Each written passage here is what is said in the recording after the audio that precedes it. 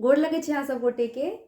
हम राधा आइ अहाँ सबके महाअष्टमी के शुभ उपलक्ष्य पर एकटा सुंदर सन भगवती के चैतावर सुनाबै छी। ई गीत लिखने छथिन श्रीमती प्रतिमा झा।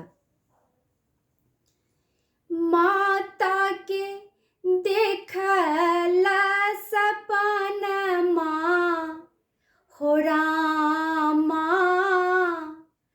चैत महीनमा माता के देखला सपनमा हो रामा, चैत महीनमा। चैत महीनमा रामा, चैत महीनमा, चैत महीनमा रामा, चैत महीनमा माता के देखला सपनमा हो रामा, चैत महीनमा। सिंह चढ़ाली मैया आयली भवानी, सिंह चढ़ाली मैया आयली भवानी, निपलाहू घर आंगनमा हो रामा, चैत महीनमा। निपलाहू घर आंगनमा हो रामा, चैत महीनमा।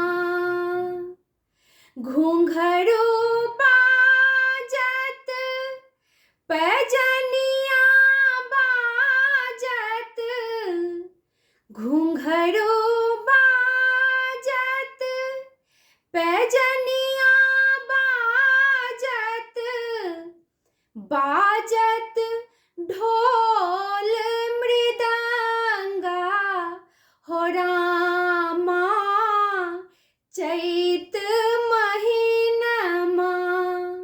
बाजत ढोल मृदंगा हो रामा, चैत महीनमा। हाथ त्रिशूल गले मुंडमाला, हाथ त्रिशूल गले मुंडमाला, लाल रंग रंगाला ओढ़निया हो रामा, चैत महीनमा। लाल रंग रंगाला ओढ़निया हो रामा, चैत महीनमा।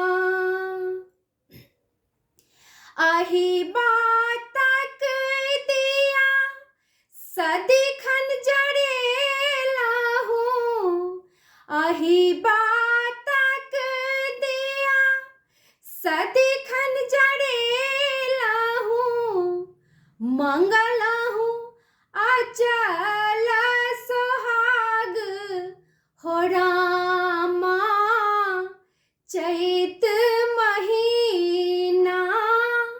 मंगलाहू अचल सोहाग हो रामा, चैत महीना। धूप गुगुल सा घर के गम के लाऊं, धूप गुगुल सा घर गम को लाऊं, पुत्र ले मंगलाऊं वरदानमा हो रामा, चैत महीना। चैत